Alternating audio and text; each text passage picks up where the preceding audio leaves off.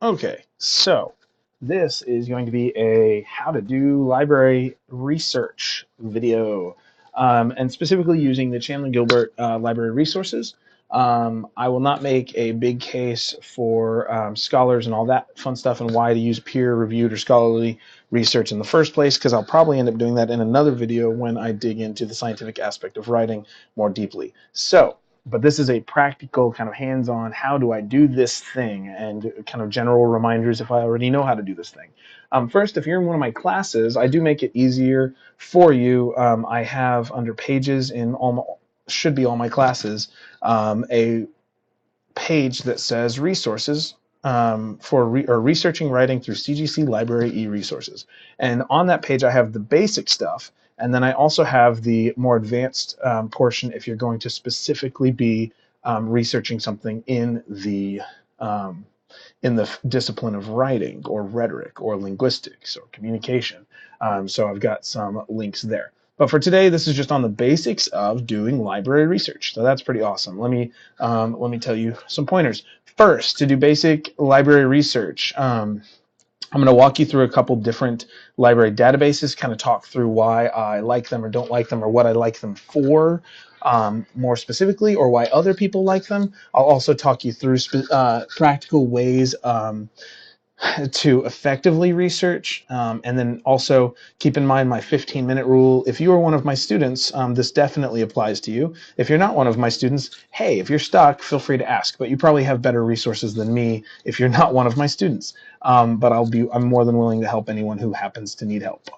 So I do have a 15-minute rule with anything connected to research or technology. If you are struggling with something for more than 15 minutes, on your own and you're starting to get frustrated, or if you think you're about to start getting frustrated, that's the point where you phone a friend, ask a librarian, or email or text me, especially if you're one of my students.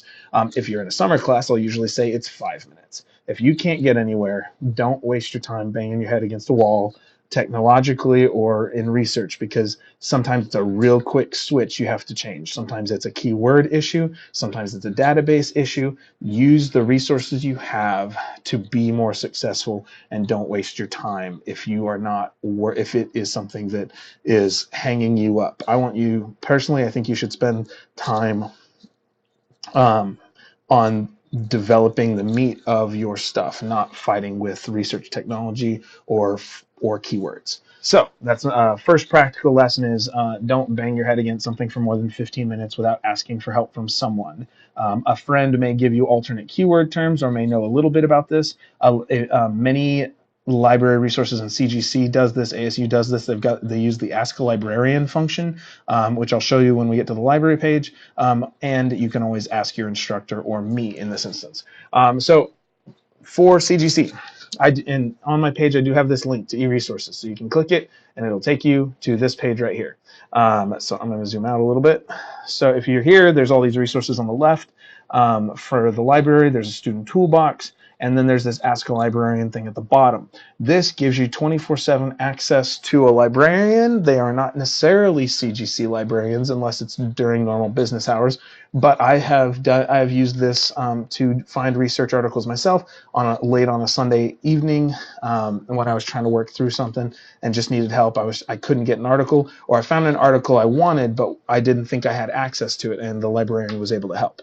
The Ask a Librarian function, you can also use this talking with the librarian through chat to try and help come up with new keywords or to identify the best databases to search for your particular topic.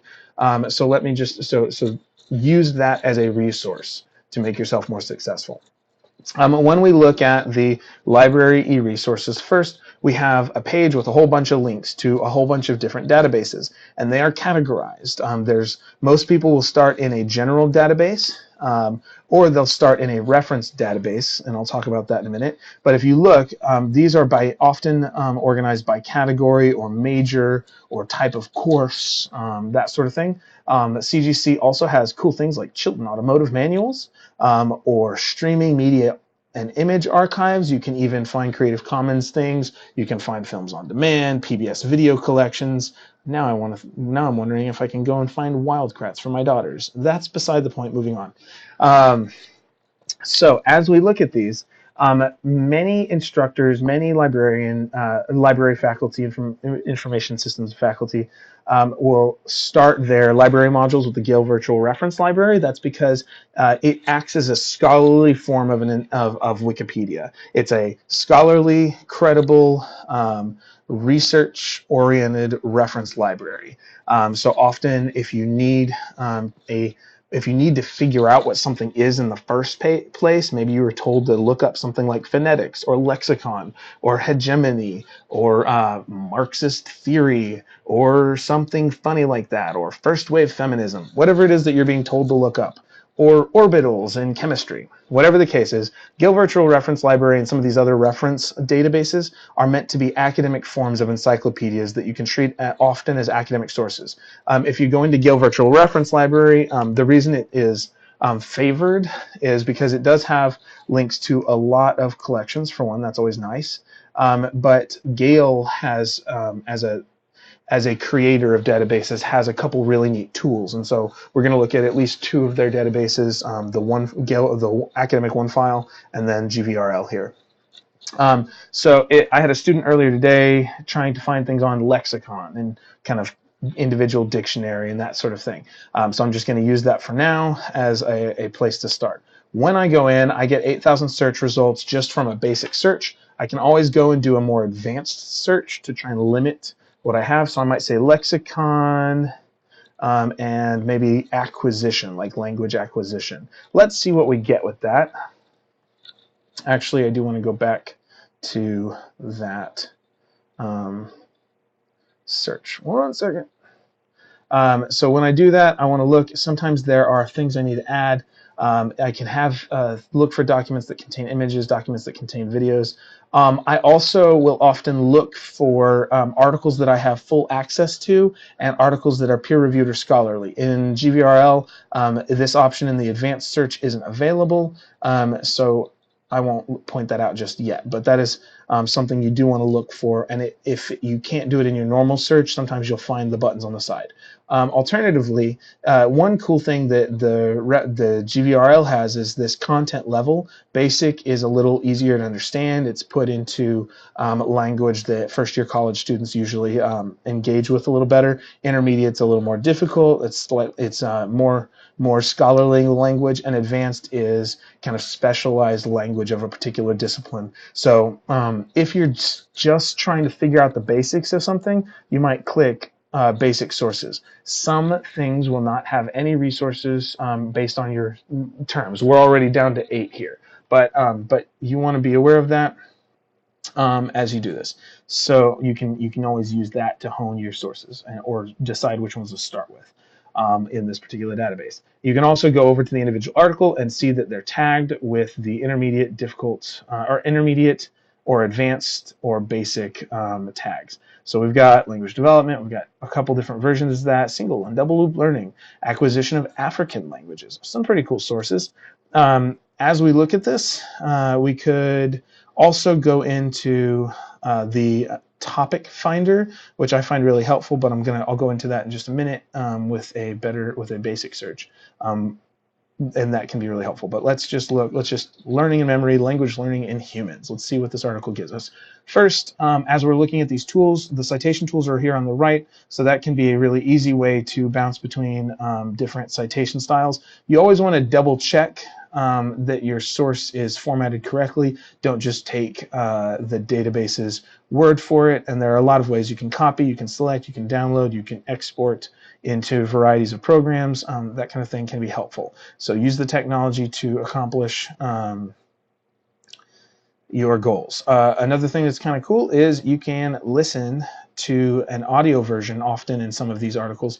And so if you're someone who struggles with finding time to sit down and open a book, or if you are someone who struggles with reading, use this alternate technology because it can be really helpful. I actually am a big fan of text-to-speech audio. I use all my downtime to get reading done that way. When I'm in the shower, when I'm driving, when my brain's not otherwise occupied, but I'm doing some sort of physical task, when I'm doing dishes or laundry or something like that. It's really helpful to be able to just sit and listen to something, even if you only get 10 or 20% of it. But there are other ways you can deal with the sources, and so use those tools as needed.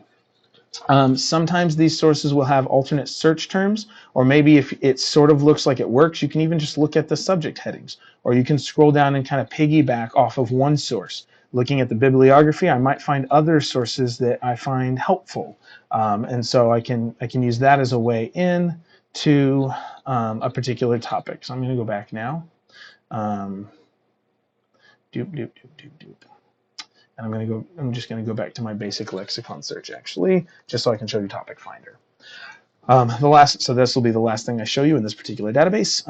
For the Gale Virtual Reference Library Topic Finder, so you basically put in your original search term, basic search results for lexicon. And you can visualize this either as a wheel or a tile, and you can zoom in on the major categories or tags, and then the subcategories or tags. So if I'm wondering about lexicon and vocabulary, I might click here, and that would over here that links to 5 results, and these are specific articles in here and that I can click on and drill down into. So I'm just going to pick one and see where it takes me. But that can be a good way of finding alternate research terms, and this gives me a couple other alternatives as well in the article itself. And it has the source citation. This is an MLA. In my classes, we usually use APA. I haven't used MLA actually in a couple of years. But this topic finder wheel or tile can be really helpful if you're trying to zoom in on a particular context and you're not sure exactly how it might be phrased. So you can use it to getting closer to better search results. All right, with that, let's go back to library e-resources. So again, one of the reasons Gale Virtual Reference Library is used is because it is a good place to start. It's a great place if you don't know much about your topic, but you want reliable, credible information. Sometimes those articles read like textbooks, but they are often written by specialists in that particular field who study that particular thing. And so, unlike Wikipedia, where you have no idea who is writing what, and it's just fully open source and can be changed in an instant, Gale Virtual Reference Library is a form of encyclopedia where you can rely on the scholars who wrote the articles themselves. Now, some people will not count Gale Virtual Reference those encyclopedic entries as academic sources because some people want academic sources and peer-reviewed and scholarly sources to be kind of original research or original theory building. And so for that, it's always good to ask what would count. If someone's asking for academic peer-reviewed scholarly sources, there's a good reason, and so it's because it takes a lot more to get something passed through a solid peer review process. But that's a talk for another time. This is more practical. Gale does have their general database, like Academic OneFile. Academic OneFile is a comparable database, but links to journals and disciplines. So just again, each of these. So just to point this out, each of these databases links to dozens, hundreds, thousands, tens of thousands of journals. They have their individual subscriptions. Each of those journals are filled with dozens, hundreds, thousands of journal articles. And so each of these databases connect to a variety of subscriptions to journals, but none of these databases connect to all of the journals in every field across the board. That's why there are so many of these. There are specialized databases. So we want to find the database that fits what we need. And some databases are better at looking for certain types of things than others. But if you just need a place to start, or it's a general topic, but you want to have academic sources on it, you can go into Academic OneFile.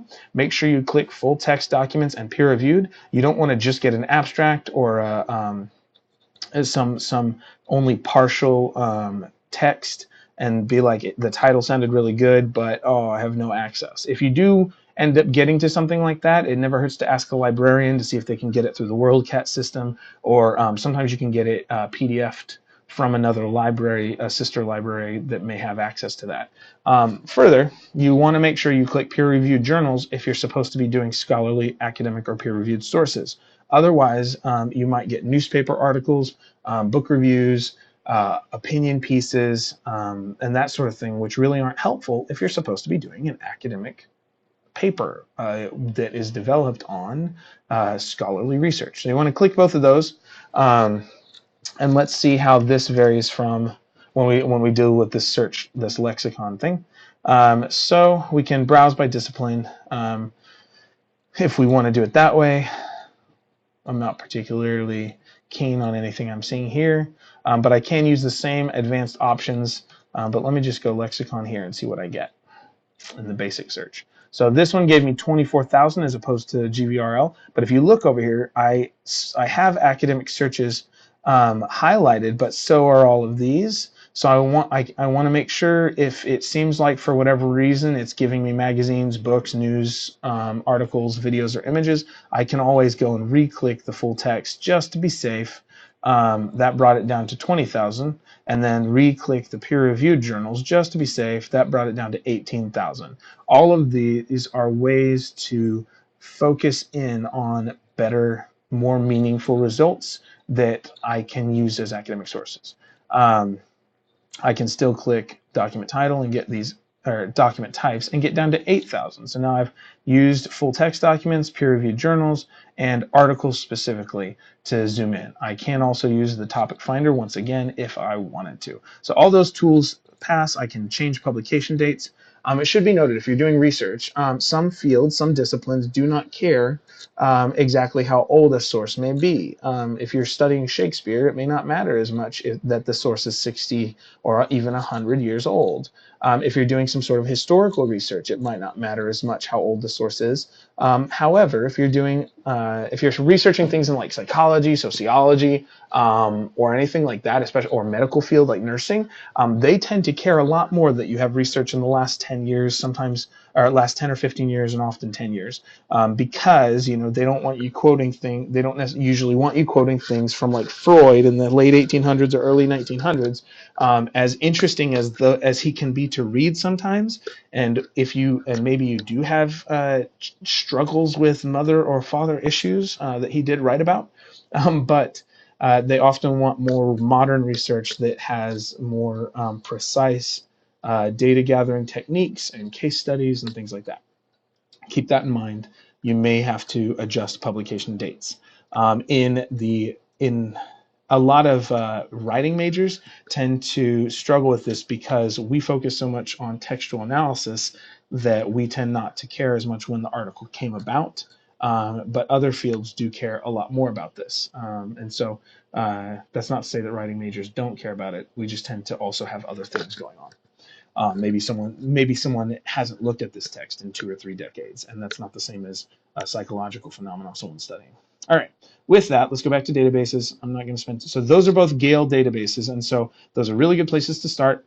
The Academic One file is more journal articles and more generic. The Gale Virtual is also generic, but more kind of reference level and gives you that opportunity to find sources that are easier reads.